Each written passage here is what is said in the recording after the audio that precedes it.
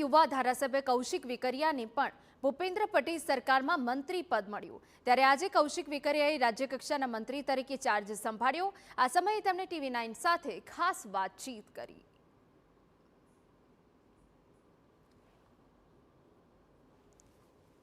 ભૂપેન્દ્ર પટેલ સરકારના નવા મંત્રીઓ વિધિવત રીતે ચાર્જ લઈ રહ્યા છે, ત્યારે કૌશિકભાઈ વેકરિયા રાજ્યકક્ષાના મંત્રી આપણી સાથે હાજર છે। સીધા તેમની સાથે વાત કરીશું। કૌશિકભાઈ, સૌથી પહેલાં તો TV9 તરફથી આપને ખૂબ ખૂબ અભિનંદન। કાયદો, ન્યાય, વ્યવસ્થા અને પેટ્રોકેમિકલ કઈ રીતે જોઈ રહ્યા છો?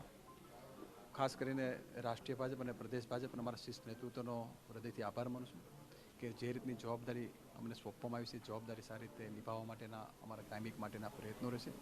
લોકોના પડતી મુશ્કેલીમાં અમે કઈ રીતે અમને મદદ કરી શકીએ, લોકો સારી રીતે જે પણ મુસીબતો એમાંથી અમને બહાર કાઢીને અમને સારી રીતે મદદ થાય એ પ્રકારે કાયમિક માટે સરકારના પણ પ્રયત્નો હોય છે। અને ખાસ કરીને અમારા મુખ્યમંત્રી આદરણીય ભૂપેન્દ્રભાઈ પટેલ સાહેબનો પણ આભાર માનું છું। અને ખાસ કરીને અમારા કેબિનેટ મંત્રી સાથે સંકલન કરીને સારી રીતે કામ થાય એ પ્રકારે અમારા પૂરતા પ્રયત્નો હોય છે।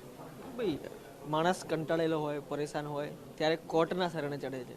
કાયદો, વ્યવસ્થા સહિતના વિભાગની જવાબદારી તમે સંભાળશો। આ ઉપરાંત ઉર્જા વિભાગ પણ એવો છે કે જે સતત લોકો સાથે સંકળાયેલો છે। કેવી રીતે તમામ પ્રયાસો આગામી 1.5 વર્ષ સુધી રહેશે?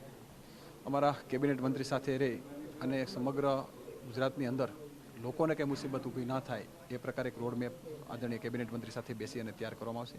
અને એ પ્રકારે લોકોને કંઈ મુસીબત ના પડે એ પ્રકારે કાયમિક માટે અમારા પ્રયત્ન રહેશે। અમારા મુખ્યમંત્રી જે રીતે એમના માર્ગદર્શન કરતા હોય છે કે લોકોને કોઈ મુસીબત ના પડે એ માટે આપણે કામગીરી કરવા માટે પૂરતા પ્રયત્ન કરવા જોઈએ।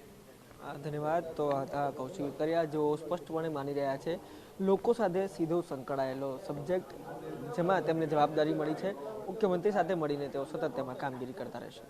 કેમેરા પર્સન દીપક સેન સાથે રોનક વર્મા, TV9 અમદાવાદ।